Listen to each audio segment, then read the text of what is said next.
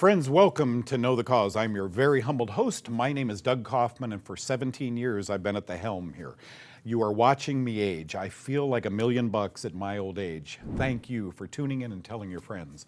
Lyme disease. What in the world? In the absence of a bullseye somewhere on your body indicating the tick bit you, why are we all being treated for Lyme disease? It's as though the medical profession opened their eyes and LYMES, the tick disease, is now being treated and treated and treated. How do you treat Lyme disease? And by the way, let's answer, in addition to all the fun stuff we're going to do on Know the Cause, let's answer this question because I've had to do it twice from a podium to groups of doctors. What's really the difference between a systemic mycosis, a fungal infection inside your body, and Lyme disease? And how do you treat each? And how does a doctor know the difference, okay? All that and a whole lot more, I assure you, you're gonna love today's show. It's called Know the Cause. My name is Doug Kaufman. For the past 40 years, I've dedicated my life and even my career to finding the root cause of disease. Join me in a team of physicians, pharmacists, and scientists. And soon you too will know the cause.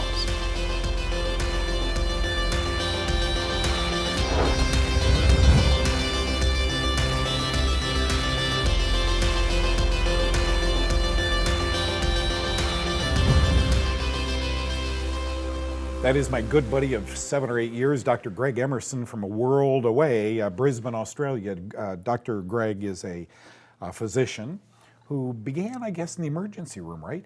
Weren't you a lot like Dr. Mitchell? You were seeing patients way too late?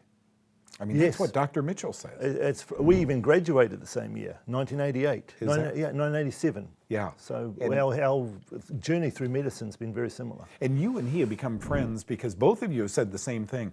I was seeing the guy with 3 kids in the waiting room and a wife crying who had a cardiovascular event. Can I even say heart attack on TV anymore? Who had a heart attack, and your job is to walk out and tell the family we're sorry.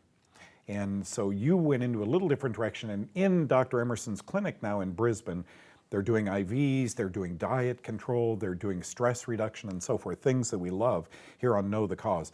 I want to show you a picture of a man and a woman, and I know where your mind is going to go immediately when I show you this. These are American men and women. We have a problem with this in America. Ruth and I love old movies, and you go back to the 30s, 40s, and 50s and watch these movies, only the banker was overweight. Obviously, he had so much money he bought beef, and he'd eat meat. And of course, we now know meat doesn't cause weight gain, but when you see this, is this walking into your clinic in Brisbane also? Well, it was funny that you said that because Emma and I were just in Sedona and we were looking where they filmed a lot of the old Western movies, obviously, and we were in a place where they were showing pictures of the old movie scenes. And Emma and I said, look how slim everybody is. And it seems to be a really recent phenomenon, this massive weight gain, as we got perhaps given some advice which wasn't as clever as we thought it was. And you and I were speaking about how the Greeks have a term called phronesis. The ancient Greek philosophers had a term called phronesis, which means practical wisdom. Oh. And I think we went a lot away from practical wisdom into more ivory towered advice, which perhaps was not based around results, it was based around theory. And I think this whole move that we had towards sugar and carbohydrate away from healthy fats, as everybody now knows. Everybody's like, I know that now, but 10 years ago, nobody was talking Avocado about was that. horrible. Nuts Yes, were exactly, horrible. exactly. The very things we now know contribute to weight loss, Yes. we thought were contributing Yes, to weight gain. and this has been the end result, the massive weight gain. So this fella looks to be 26, 27 years old, same with the girl. They walk into your office. Where do you start? We always start at the beginning, and you and I have discussed the whole new movement towards life hacks, and there really are no life hacks really for this sort of thing. You look at Dwayne "The Rock" Johnson. He's up at 4 a.m. doing 3 hours of lifting in the gym. There are no life hacks to becoming like Dwayne the Rock Johnsons, and there are no life hacks in being really healthy. There's systems and there's fundamental principles which have been around for millions of years. And Jim Rohn said it. Jim Rohn said, be suspicious if the guy trying to sell you a new antique. There really are no new principles, and you start off with the thoughts in your head, the water that you drink, the food that you eat. But there are some things to look at. You've got to look at the thyroid function, you have to look at the adrenal function, you have to look at the liver function. So will you draw blood on these patients and Oh, look at all yes, that? yes. See, I don't guess. A traditional doctor, Dr. Emerson, will say, it's a glandular problem. Your mom or dad or grandma was probably overweight. You just carried on that. And they seem to almost disregard the patient who's saying, help me. I'm reading in magazines that I may have a syndrome that might contribute to this going on and on and on. You're saying, let me take some blood, then I want to sit down with you in a week, and I want to go over diet with you, because diet really does play a role. The wrong diet in continuing this, the right diet in helping. Yes. Well, see, most people come to see me, it's not as though they're not trying. We live in the information age. In fact, that's become a problem now. There is so much information. People come to see me because they're confused. I've tried this, I've tried this, I've tried that. I'm still not getting the results that I expect to get. What is going wrong? And sure, we introduce them to the fundamentals of health and fundamentals of optimal wealth, but you also have to look at what might be going wrong. What's going wrong with my thyroid, my adrenal, my liver, what's going wrong with my mitochondria, why aren't I getting the results that I need? And I don't like to guess about that. I like to do some tests. A mechanic doesn't guess. You don't take the mechanic and say, my car's not running well, and he says, okay, well, let me just try chucking in this new exhaust pipe. He'll run some tests, and we should be doing that in medicine as well. You and Emma went to Sedona, Arizona? Emma wants to move to Sedona. She loves it. She loves it, yeah. Yeah. Isn't that the most beautiful place? There is an energy in Sedona, an ancient energy that you think, okay, there is something funny going on. Something happens place. there. Yeah. I mean, it's almost as good as Dallas. Thank you for coming in. Really Always a enjoyed pleasure, seeing you Greg. again, Dr. Emerson. You bet.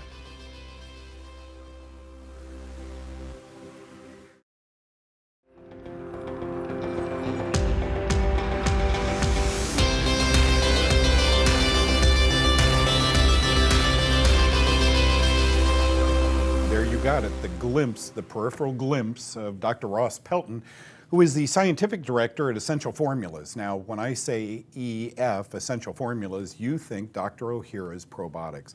Welcome aboard, my good friend, Dr. Ross Pelton. Doug, Thank it's you great to be with you and your viewers on Know the Cause. It's always great to see you, and you and I for a decade have been pounding that drum, Dr. Ohhira's Probiotics. And let's, for the new viewers, just give them an overview of what Dr. Ohhira's Probiotic is and how it's different from other probiotics. Sure enough. So Dr. Ohhira's Probiotic, Dr. Ohhira is the first guy that really got the concept of a multi-strain probiotic. So it's a product that has multiple strains that work differently in different ways in your intestinal tract to give you a remodeled and rebuilt gastrointestinal tract so you can develop a healthy microbiome and maintain a healthy microbiome. So Dr. Ohhira's Probiotic is probably the best probiotic in the world to maintain a good, healthy microbiome in your gastrointestinal tract. Am I correct in assuming that what it does is assist you in making the good commensal bacteria that the good Lord put there when you were born?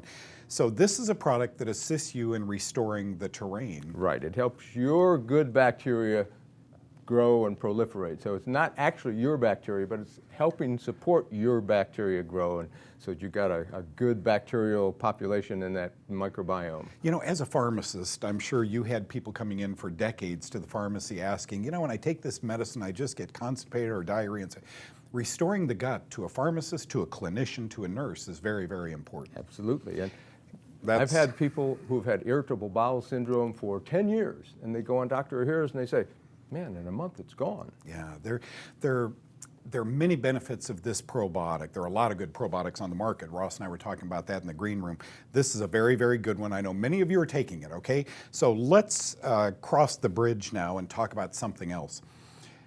You folks are working hand in hand with some researchers whom I met in Los Angeles that have put together a product that now makes glutathione inside your body.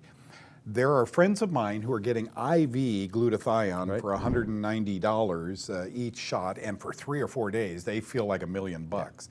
What is glutathione, and why is it important to have in your body? Okay, Doug. Glutathione is a chemical that's made in every single cell in your body. Its primary function is to be the major or master antioxidant in our system, so it neutralizes free radicals, and it also regulates all detoxification reactions. So glutathione is actually protecting more of your body than all the other antioxidants combined. And up until now, you really couldn't take glutathione orally. It gets broken down and destroyed. But now we've got a probiotic bacteria that is making glutathione in the human body. So it substantially increases glutathione levels in humans with greater antioxidant protection, greater detoxification of one of the most important things you can do to be proactive in your long-term health. You know, I'm sitting here picturing these little pumps, and there are millions of them, right? That as you swallow this new product called Reg Active, and there are 3 different Reg Actives. We'll talk about that in a minute. But as you swallow it, you get these little pumps pumping glutathione into your glutathione manufacturing plants. There you go. Yeah. And I picture like those oil wells, you know, Yeah. those things. You're producing those in the gut with this product. Now there are 3. You see the boxes sitting on my desk here. There are 3 different ones. Can you quickly explain what they are, and do they all have that Lactobacillus fermentum ME3 in them? They do. We call it ME3 for short. They all have ME3. There's immune and vitality. There's cardio wellness and detox and liver health. Each of these, in addition to ME3, has some supplemental ingredients that support that individual function. So if anybody has a family history of cardiovascular disease or any cardiovascular risk factors themselves, cardiovascular wellness is the product for them. Cardiovascular disease is still the #1 killer in the United States. For people that have immune challenges, every winter season they get colds and flus and so forth, or the elderly who traditionally have a weaker immune system, especially if they're in assisted living or something, immune and vitality would be the product for them. And just for general detox support, detox and liver health is a fabulous product. I tell people every time you take a daily dose of one of these Reg Active products, it's like ingesting 4 to 6 billion little glutathione manufacturing plants. Yeah, it's just a dramatic product, as you would assume from Essential Formulas. I mean, these are the people that brought you the really bold probiotic, Dr. Ohhira's probiotic. Well, they've done it again with 3 more products that help you assist your body in making a very important antioxidant, very important. Google it. It's called glutathione. Thank you, Dr. Pelton, for coming in. What a great first half of the show. Now, the second half, toward the end, Lindsay's going to go in the kitchen and teach us the dirty dozen foods that you want to buy and eat organic. Above that, I'm going to teach you 5 or 6 minutes of how Lyme disease and fungal infections often mimic one another, and it's really difficult for a doctor to figure them out. But right now, let's go outside with Daniel and let him teach us, well, what's the only vitamin that you don't have to swallow? Watch this.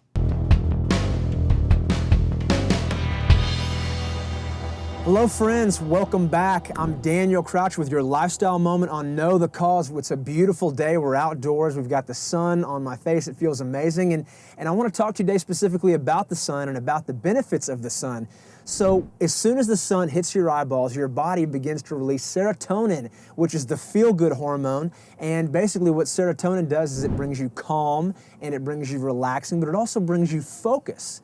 So, you know, sunlight can be so good to help change your mood and to really lift your spirits. Another thing that sunlight does is it brings you vitamin D, which is essential for bone density and bone strength. So just getting out and walking around, you know, a beautiful place like this, wherever your beautiful place like this is, for 15 or 20 minutes can really dramatically change your day.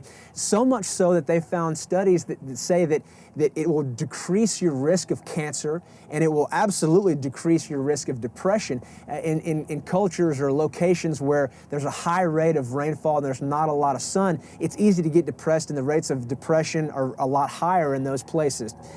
You know, they've got these places around the world called blue zones, and a blue zone is where people live to be 100 years old and they don't need medications and they feel great all the time.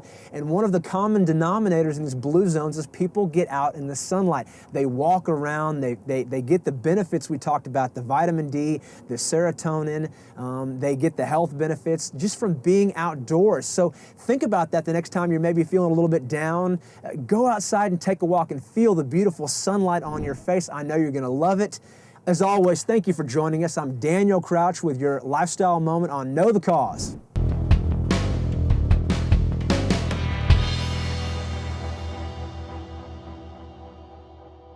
We need to talk about Lyme disease, you know, the deer tick disease that sometimes happens up in Michigan, but we're learning more and more these darn deer ticks are just about everywhere.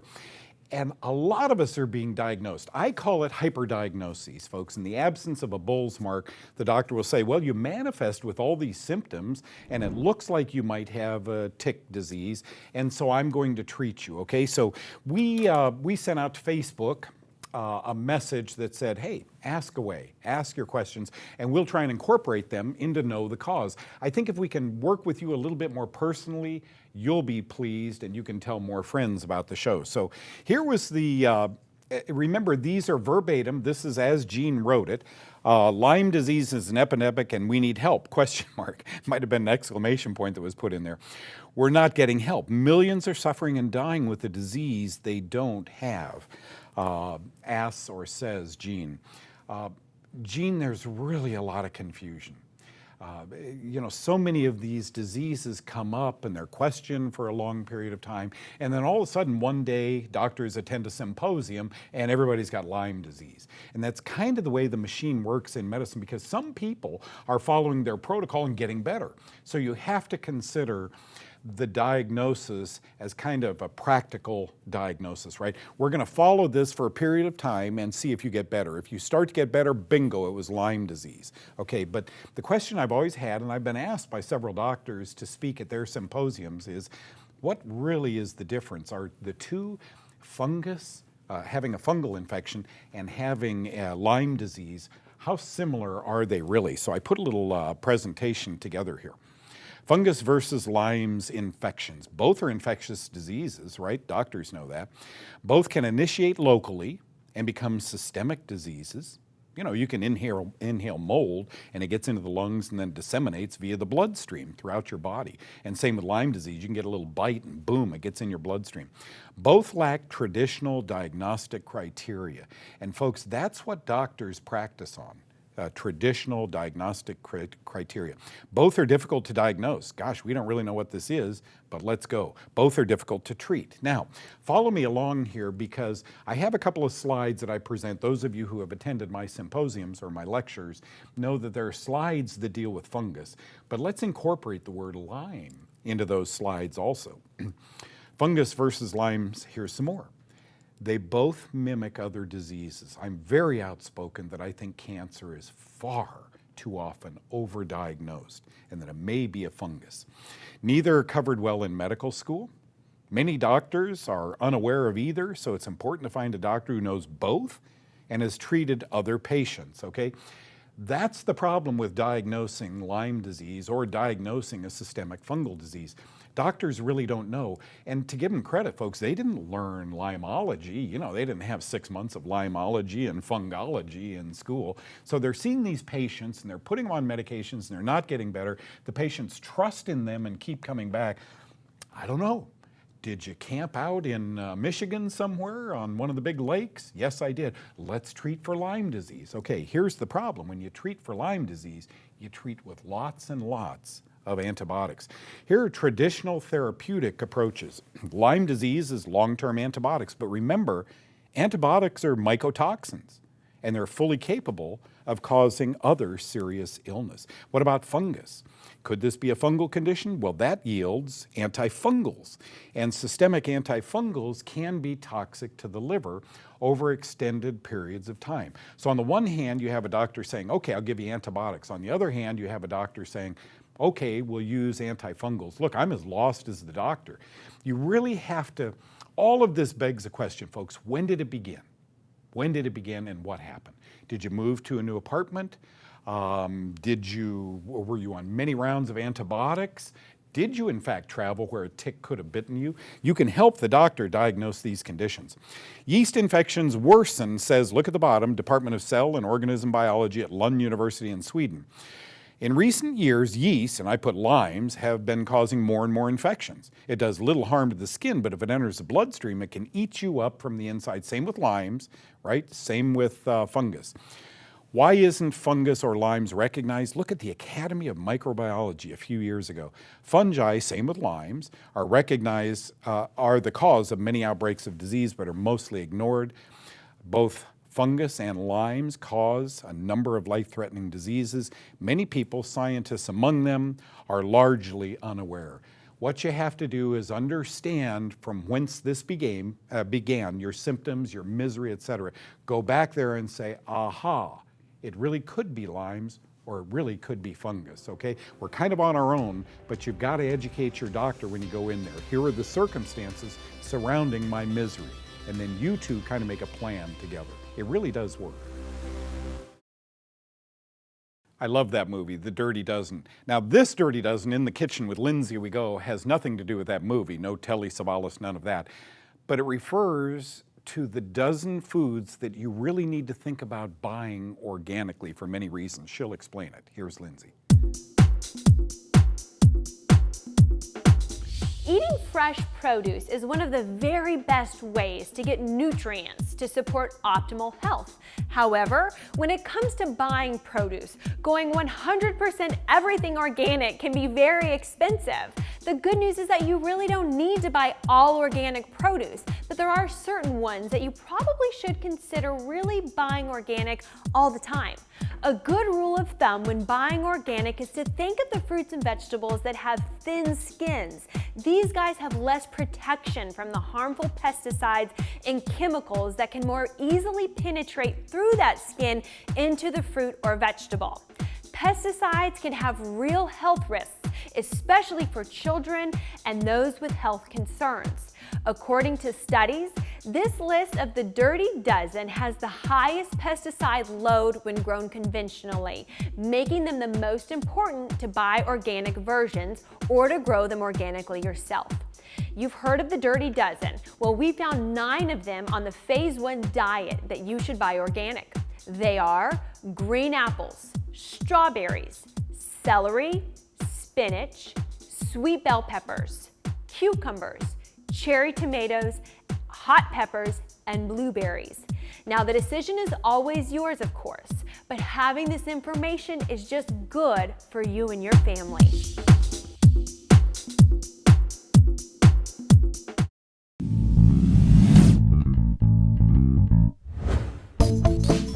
So we're all super busy in the morning, either trying to get the kids out the door, the husband out the door, so we need quick, easy breakfasts.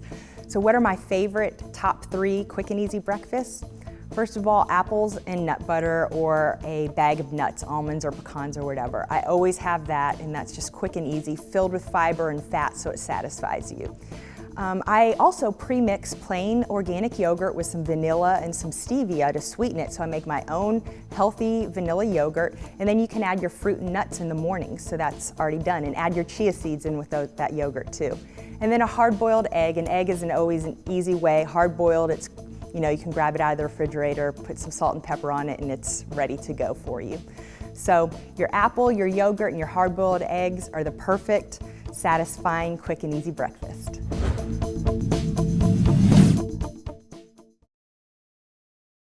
You know what? If another health show just brought you one of those things, Dr. Greg Emerson talking about obesity, or Dr. Ross Pelton talking about Reg'Activ, that'd be a good show. Look at all we bring you, all the way down to Lindsay talking about the Dirty Dozen. And that Dirty Dozen varies from time to time. They add one, take one away, but I think that's good counsel. Now, what did we learn today? We've all been taking Dr. Ohhira's probiotics. There's a new kid on the block. It makes glutathione, and folks, you can't supplement to make glutathione in your body. This is the way to do it, with a bacteria that makes it for you. It's called Reg'Activ. There's the telephone number on the screen right now. Pick it up and call, and some confusion might exist. Doug, you have these stacked. There's, the liver, there's the immune system, there's the ticker, the heart. Which are you taking? That's the way I stacked it, because I'm starting with the liver detox myself. Yes, in my early days, I was known to imbibe a little bit, and you only got one liver, and so I want to take care of it. Glutathione in those cells is very, very important. It's a good show, and we appreciate you coming to us every day and telling your friends to watch Know the Cause. I actually am a guy who hosts the show who loves coming in every day and teaching. God bless you, folks. We'll see you next time. Bye-bye.